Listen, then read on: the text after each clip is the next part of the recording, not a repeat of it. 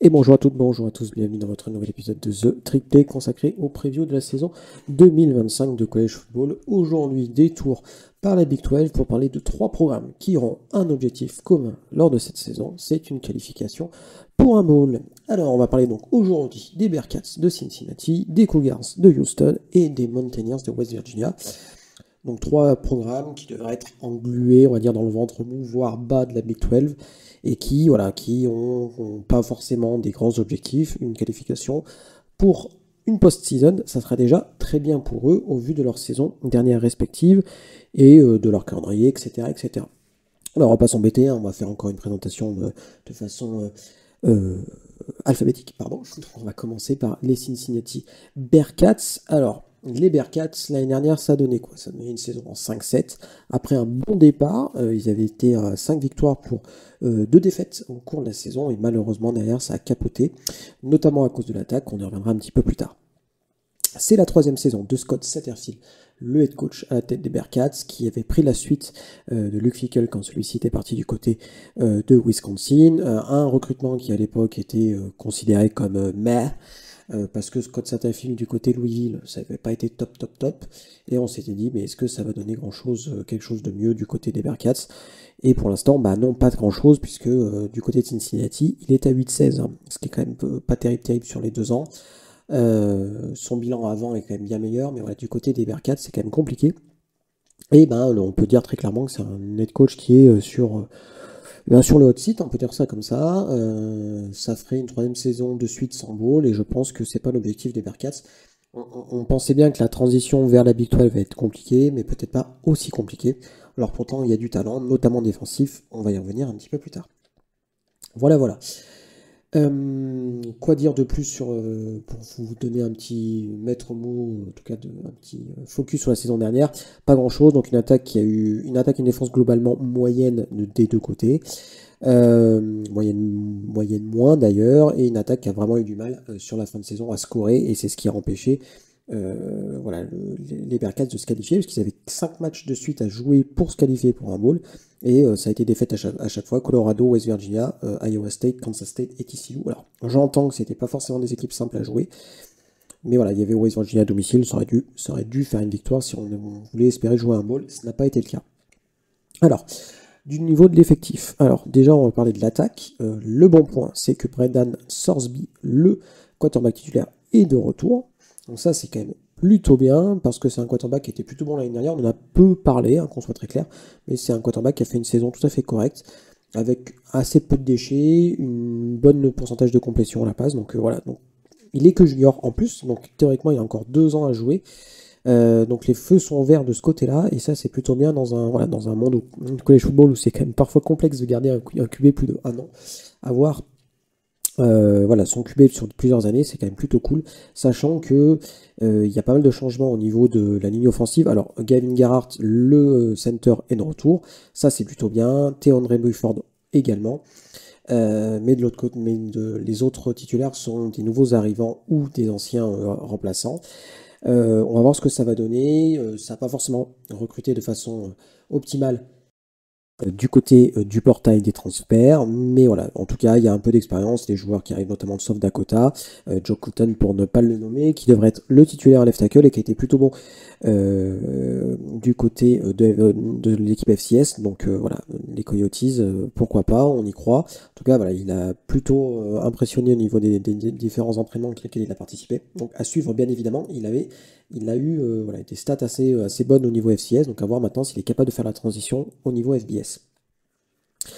Une des armes très clairement en attaque, ça sera Evan Prior, le running back. Alors c'est peut-être un nom qui vous parle parce que c'est un ancien joueur d'Ohio State qui avait été assez bien classé au niveau de son classement lycéen. Il était quasiment top 100 je crois du pays. Pour un running back, c'est plutôt très bon. Bon, la carrière du côté des Buckeyes, ça n'a pas été ça.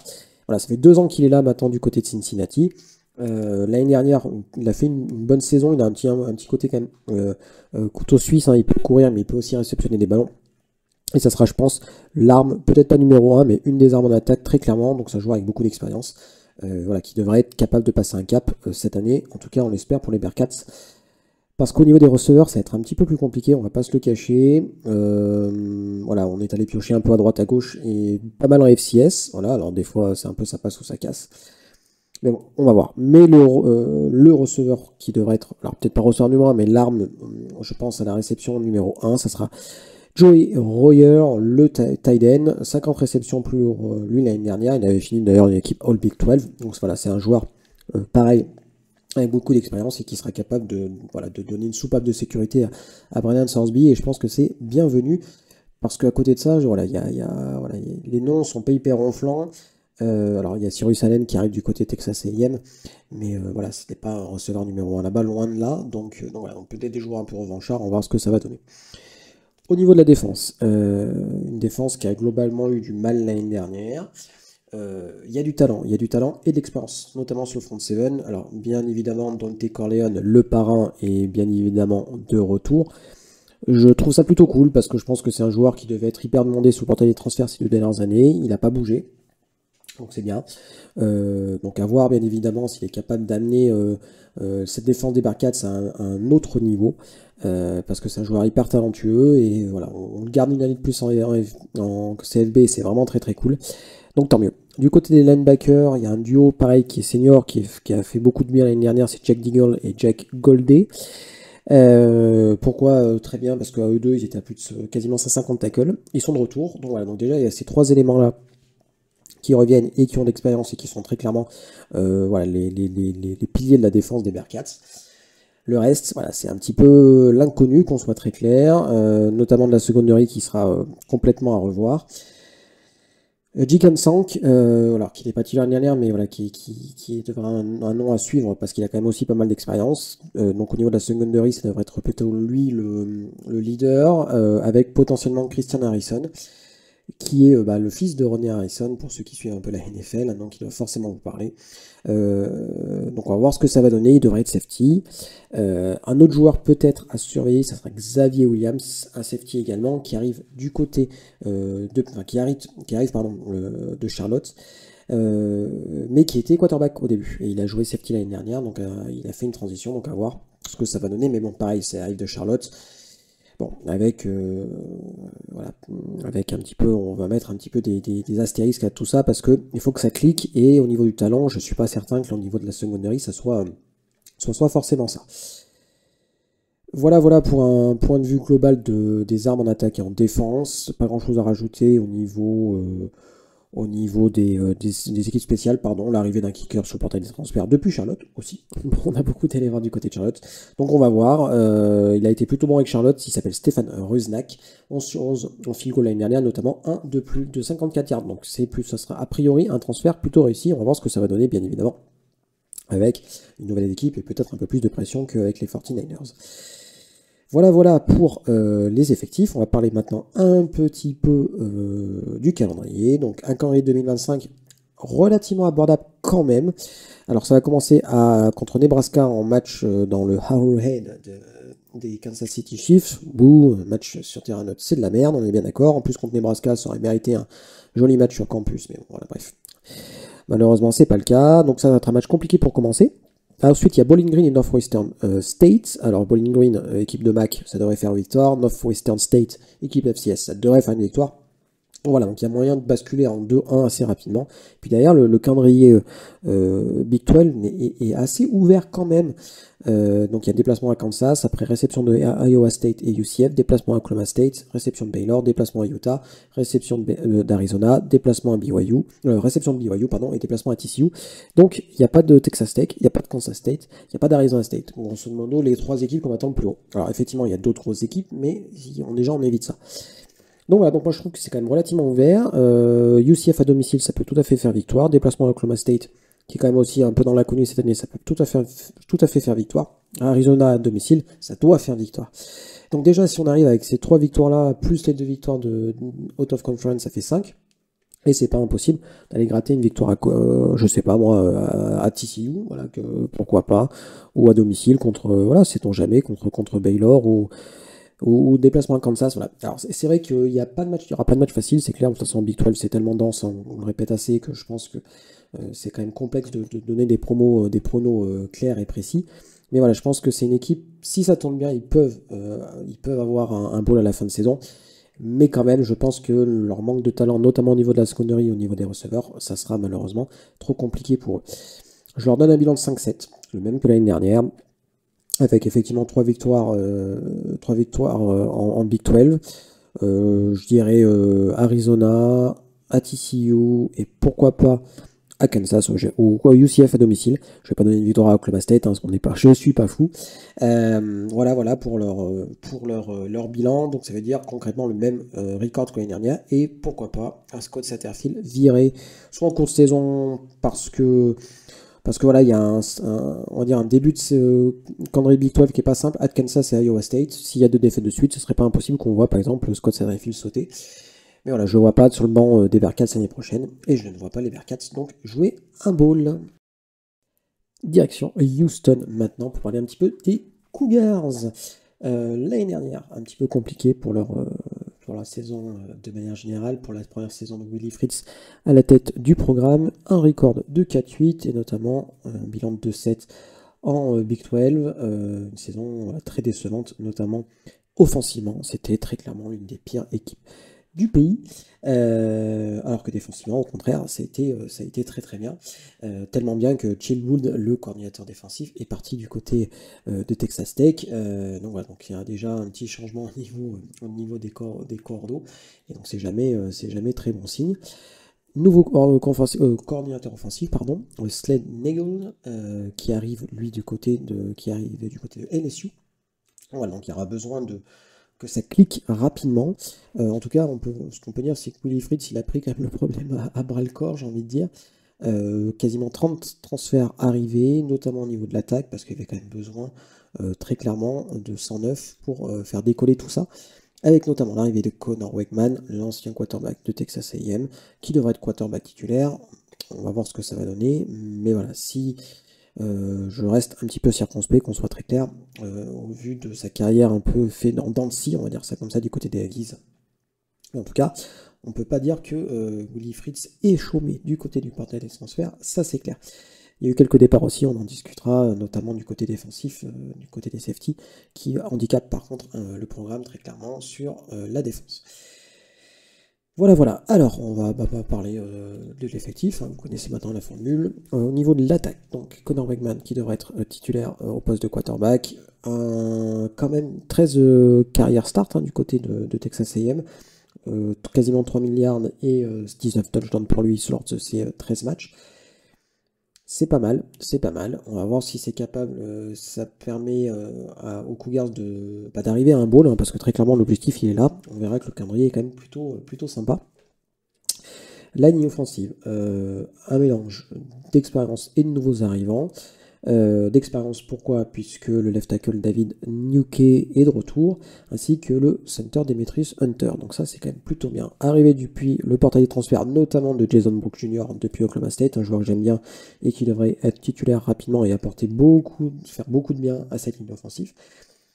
Du côté des running backs, l'année dernière c'était très compliqué, il y a eu seulement 4 touchdowns de la part des running backs sur toute la saison. Donc il y a forcément besoin d'amélioration à ce niveau-là. Alors ce qui est bien, c'est que, pareil, beaucoup d'arrivées, notamment sur le portail des transferts. Dean Connors, notamment, qui arrive de Rice, il avait quasiment plus de 1500 yards sur ces 2 dernières saisons du côté des Rolls, donc c'est quand même plutôt bien. Et en plus, il peut être aussi joueur receveur, donc voilà. Je pense qu'il y a eu des recrutements très intelligents, peut-être moins flashy qu'on aurait pu penser. Mais voilà, en tout cas, il y a de quoi faire et je pense qu'il y aura une jolie running back room. Peut-être pas avec des joueurs extraordinaires, enfin une grosse star, mais en tout cas la capacité à tourner, ce qui est quand même hyper important. Les 2 meilleurs receveurs sont de retour, Stephen Johnson et Mickey Muse. Et pareil, du côté du portail des transferts, de l'expérience, on est allé chercher de l'expérience, et aussi du talent, en la personne de Tanner Koziol. Alors c'est un joueur, si vous avez suivi un petit peu l'année, c'est un joueur qui a dû vous parler, il a joué du côté de Ball State, l'année dernière c'est 94 réceptions pour 839 yards et 8 touchdowns. pour un tight end, c'est quand même très impressionnant.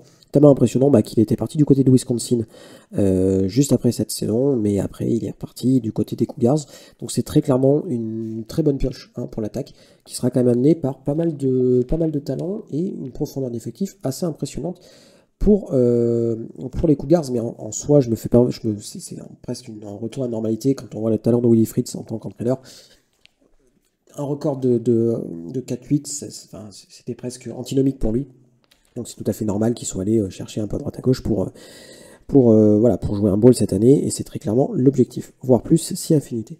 Alors le problème, il vient du côté de la défense. Donc la défense, excellente défense l'année dernière, 25e du pays, mais le problème c'est qu'il y a 6 des 6 meilleurs tackleurs de l'année dernière, qui ne sont plus là, donc il faut les remplacer, et les remplacer vite. Adji Olsi, il est parti, je vous parlais tout à l'heure, il est parti du côté de LSU après les entraînements de printemps. Et ça, c'est un vrai coup dur. Ça devait être probablement l'un des meilleurs joueurs défensifs des Cougars, dans une secondaire qui sera forcément bien au charbon. Jeremiah Wilson, pareil, départ aussi sur le portail des transferts. Donc voilà, c'est très compliqué de se dire ce que ça va donner, parce qu'il y a eu beaucoup de mouvements même après les entraînements de printemps, et ça c'est jamais très bon signe. C'est à dire qu'ils partent, il faut trouver quelqu'un qui soit capable de le remplacer. Donc voilà, c'est toujours un petit peu l'incertitude, et je pense que c'est pour ça que les coachs détestent, à mon avis, ce portail de printemps, parce que je pense que pour construire un effectif, des fois tu peux te retrouver avec des vraies mauvaises surprises, et derrière c'est compliqué. Donc là, ils sont chercher du côté de Wyoming, Wook Brown, qui a une grosse expérience, mais voilà, Wyoming et Louisiana Tech pour les deux, entre guillemets, remplaçants de ces départs. Mais bon, c'est quand même pas foufou, on va dire. Du côté du front 7, qu'est-ce que ça donne? Alors, le nom qui revient le plus souvent, c'est Carlos Allen, qui était titulaire l'année dernière. Ainsi que Brandon Mack, sur un poste un peu hybride, linebacker ou edge, qui devait pas jouer, mais qui a reçu en tout cas la possibilité d'avoir une année d'éligibilité en plus, tant mieux. 3 sacs pour lui en 2024, et je pense que ça sera pareil, un des moteurs de cette défense, mais voilà, qui a besoin, je pense que un retour d'un garçon comme ça fait énormément de bien quand on a eu tellement de départs. Donc pareil, il y a eu Eddie Walsh III qui arrive de Florida International, et qui a rajouté un petit peu de profondeur à tout ça. Le gros point noir, c'est très clairement le poste de linebacker. Pourquoi je vous dis ça? Parce que les deux starters présumés, Corey Platt Jr. et Jesus Machado, qui viennent de Tulane, n'ont pas joué l'année dernière, enfin en trop peu, pour cause de blessures. Donc voilà, donc c'est toujours pareil, est-ce qu'ils sont capables de revenir à 100%, etc. Et pareil, là, au niveau recrutement, il n'y a pas forcément de nom très ronflant qui est arrivé. Donc voilà, s'il y a un poste qui va être peut-être compliqué au niveau des Cougars, c'est ce poste de linebacker.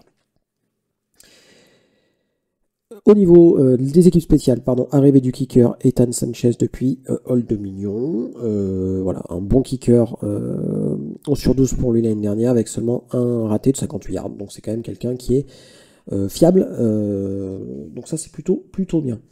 On va se projeter du côté du calendrier 2025, un calendrier 2025 assez ouvert, notamment au niveau des matchs out of conference, où s'il n'y a pas un bilan de 3-0, ça sera quand même une grosse déception.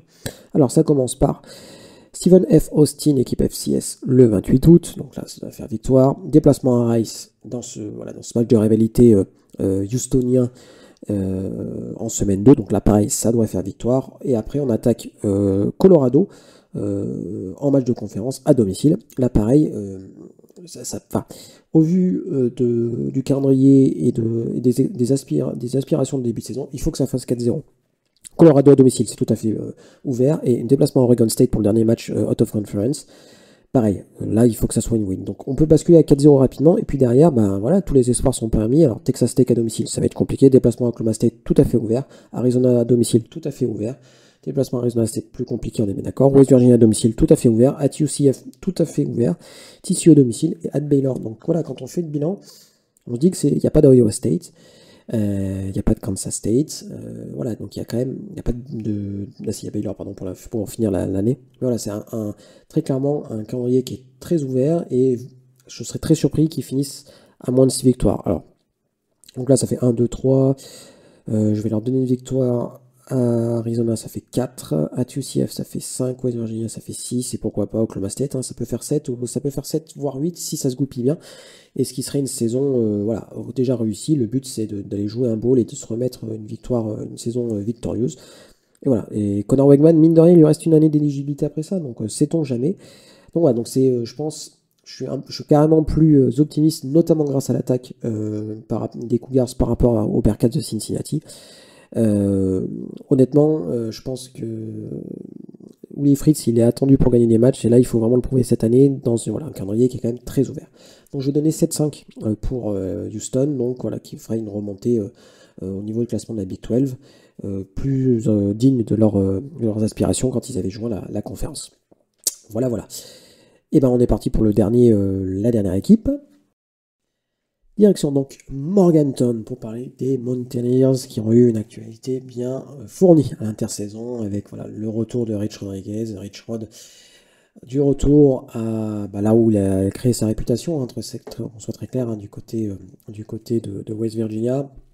Alors pour ceux qui ne sont pas forcément au courant, Rich Rodriguez, il a déjà coaché 7 ans les Mountaineers au début des années 2000, avec notamment cette saison 2007 où West Virginia passe pas loin de jouer le titre national. Malheureusement, une défaite contre Pitt lors de la dernière semaine condamne complètement le programme dans cette saison complètement folle de 2007. Je vous rappelle l'existence du podcast qu'on avait fait avec Gus sur cette saison, probablement la plus folle du college football, voire du sport de manière globale. Mais en tout cas, voilà, les Mountaineers avaient été un peu les donnants de la farce là-dedans, malheureusement pour eux. Donc après ces 7 brillantes années du côté de West Virginia, Rich Rodriguez était passé du côté de Michigan. Il y avait eu des rumeurs d'ailleurs Alabama, je crois que c'était en 2006, on l'a annoncé du côté d'Alabama. En tout cas, voilà, une année plus tard, il part du côté des Wolverines. Là, ça a été beaucoup plus compliqué. 3 ans passés là-bas, et puis finalement viré, retour du côté des Wildcats d'Arizona, 6 ans là-bas je crois, bilan plus contrasté là avec du bon et du moins bon, notamment en 2014, mais voilà, après 2017, viré également. Et un retour en 2022 du côté de Jacksonville State, où là pour le coup ça a plutôt bien fonctionné. Il avait pris Jacksonville State, donc les Gamecocks en 2022, alors qu'ils étaient encore FCS. Il a fait la transition en 2023 dans la conférence USA, et ça s'est très bien passé avec 2 saisons en 9-4, mine de rien. Donc voilà, donc ça veut dire que Rich Rodriguez n'a pas perdu tant que ça, on va dire, ses talents de coaching, mais peut-être qu'un programme comme les Wolverines était peut-être un peu trop haut pour lui. Donc retour du côté des Mountaineers, voilà, donc qui dit nouveau head coach dit forcément des changements à plus savoir qu'en faire. Alors j'ai plus le nom exact, mais c'était un véritable exode sur le portail de transfert, que ça soit à l'arrivée, en arrivée ou en départ, bien évidemment. Coordinateur offensif, ça sera Rich Rodriguez. Voilà, il va appeler ses jeux. On sait que c'est un coach offensif, donc assez curieux de voir ce que ça va donner. Et au niveau du poste de coordinateur défensif, il est allé chercher Zach Haley, qui connaissait du côté de Jacksonville State et qui était l'année dernière du côté de Oklahoma. Donc un plutôt bon coup, très clairement. Le coaching staff a plutôt de la gueule, qu'on soit très clair. L'année dernière, en 2024, retour très rapide, un bilan de 6-7 avec une défaite en bowl contre Memphis. Une saison faite de haut et de bas, avec on va dire un bon début de saison, mais des défaites contre Pittsburgh dans le match de rivalité, des défaites contre Penn State, une grosse défaite contre Penn State dans un match de rivalité, donc ça fait jamais plaisir. Voilà. Alors, on va aller du côté de l'effectif maintenant. Au niveau du quarterback, au moment où j'enregistre tout ça, on n'est pas forcément au courant de qui sera le quarterback titulaire. Les 2 choix sont soit Nico Marchiol, qui était déjà dans le programme des années précédentes, qui a déjà joué un petit peu. Il a été plutôt. En fait, il a joué sur 3 matchs sur les 2 dernières années. Et, il a gagné ces 3 matchs-là. Et donc, le deuxième client, entre guillemets, c'est Jalen Anderson, un ancien joueur de Texas A&M. Après les entraînements de printemps, Rich Rodriguez a dit qu'il ne savait pas encore trop qui serait titulaire, mais moi, je mets une petite piochette sur Nico Marchiol, qui est là depuis un peu plus longtemps. Et je pense qu'il a un peu plus d'assurance tout risque, on va dire, que Jalen Anderson. Voilà, ça c'est mon prono à moi. Je ne vais pas baser sur quoi que ce soit, c'est juste mon intuition. Voilà. En dehors de ça, alors, l'arme numéro 1 de l'attaque, ça sera J.M. White, le running back. L'année dernière, 844 yards et 7 touchdowns pour lui. Il a décidé de rester, c'est quand même plutôt cool. On va voir ce que ça va donner, mais je pense que ça sera très clairement lui l'arme numéro 1 en attaque, avec Rodney Gallagher, le receveur. Mais voilà, il y a tout à reconstruire. J'aime bien Jaden Bray. Pourquoi j'aime bien Jaden Bray? Parce qu'il est passé par Oklahoma State, et puis je trouve que c'est un bon receveur. Donc à suivre aussi, qui a été plutôt bon l'année dernière. Donc voilà, un corps de receveur qui est pareil, toujours à reconstruire, puisque voilà, il y a eu beaucoup de départs et d'arrivées. Donc on va voir ce que ça va donner. De manière globale, c'est un peu l'inconnu à tous les niveaux des Mountaineers, parce que bah, en fait, je vais vous dire très clairement, au niveau de la défense, 0, c'est le nombre de titulaires qui sont de retour de l'année dernière. Alors, c'est un petit peu, je fais un, je sors les stats un peu comme j'ai envie, puisque Edward Vesterinen, pardon, qui est un defensive tackle qui devrait être titulaire, a été titulaire en 2023, mais en 2024 il s'est blessé. Donc voilà, ça aurait dû être potentiellement un titulaire. Bref, donc c'est forcément beaucoup de nouveaux arrivants, notamment au niveau de la secondary. 5 joueurs attendus arrivés depuis le portail de transfert, mais malgré ça, Rodriguez n'était pas hyper emballé par tout ça. Donc déjà, on a une secondary, j'ai peur que ça soit un petit peu compliqué pour lui. Alors, il n'y a pas de nom hyper ronflant. Alors, le nom plus ronflant, ça serait Jimmy Robinson, pardon, le defensive end. 10,5 sacs du côté de UTSA l'année dernière en conférence USA. Il était tout simplement le défenseur, le joueur défensif de l'année dans la conférence. Donc c'est vraiment un gros coup qu'a fait Rich Rodriguez de l'avoir récupéré entre guillemets, parce que voilà, c'était un prospect, je pense que beaucoup de programmes le voulaient. Donc ça c'est quand même très cool. Un nom quand même en secondary à surveiller, c'est Michael Coates qui arrive du côté de Nevada, qui devrait quand même faire l'affaire, même si voilà, autour de lui on ne sait pas trop ce que ça va donner. Toujours est-il que, a priori, on va être devant quand même une défense qui va être vieille. Je dis ça de façon tout à fait gentille et voilà, avec beaucoup d'expérience. On attend que des seniors ou des juniors, Richard Junior titulaire cette année. Donc voilà, donc c'est une défense à reconstruire, mais une défense qui en a vu des bornes, qui en a vu des snaps. Et donc voilà, donc ce matin sera à Zach Alley de faire cliquer tout ça. J'ai envie de dire. Voilà, ça sera son taf. Moi, j'y crois assez. Enfin, j'y crois assez. Je pense que West Virginia est quand même dans un... On n'attend pas grand-chose de West Virginia sur cette première année, donc je pense qu'ils peuvent le faire de toute façon sans trop de pression. Voilà, même si tout le monde est assez excité du retour de Rich Rodriguez, je pense que on va pas attendre mondes et merveilles de sa première année, et donc il aura le temps de construire rapidement. Donc je pense que c'est une année très clairement de transition avant de peut-être de recruter peut-être plus précisément. Et là il a besoin de faire le nombre pour être tout à fait clair, je pense. Donc on va voir ce que ça va donner. Mais bon, avec ce nouveau portail des transferts, c'est pas impossible que ça clique directement et que voilà, il y ait des joueurs qui se révèlent. Mais déjà, ça m'étonnerait pas que Jimmy Robinson soit l'un des meilleurs défenseurs de la Big 12 tout simplement. Voilà. Nouveau kicker bien évidemment, Ken Hensley qui arrive du côté de Coastal Carolina, je crois. On va voir ce que ça va donner. Voilà. De toute façon, les départs y arrivés, c'était de partout. On va se faire une petite projection maintenant du calendrier, tout simplement de West Virginia. Alors, très clairement, on va dire que c'est un calendrier relativement abordable. Alors, je dis relativement parce que attendez, si je dis pas de bêtises, je crois pas qu'il y ait Kansas State, je crois pas qu'il y ait Iowa State, oui c'est ça. Donc c'est quand même un calendrier qui est, on évite 2 des 3 gros noms cette année de la Big 12, donc ça c'est quand même plutôt cool. Alors, on commence par Robert Morris, équipe FCS, donc ça fait win. Déplacement à Ohio, ça doit faire win aussi, la MAC qui est vraiment... je pense que ça va être compliqué la MAC cette année, mais en général, le portail de transfert, je pense que c'est vraiment la MAC qui les petites conférences prennent, mais alors la mid-américaine, c'est dramatique, c'est un peu triste, qu'on soit très clair. Voilà, donc à Ohio, ça doit faire victoire. Pittsburgh à domicile, voilà, j'avais fait la preview de Pitt il n'y a pas très longtemps, bon, bien évidemment.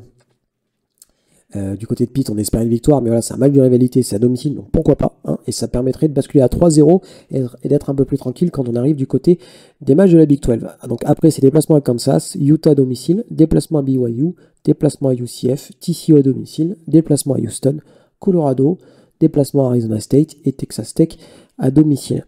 Alors, il y a des matchs qui sont très clairement ouverts, déplacement à UCF, TCU à domicile. Ouais, je sais que... pourquoi je vois toujours TCU plus bas que ce qui devrait être, je sais pas, c'est peut-être un biais, hein, qu'on soit très clair. Mais c'est vrai que je n'ai pas énormément de foi, entre guillemets, dans cette équipe-là. Je pense que leur année 2023, pardon, 22, pardon, était un peu, voilà, une parenthèse enchantée.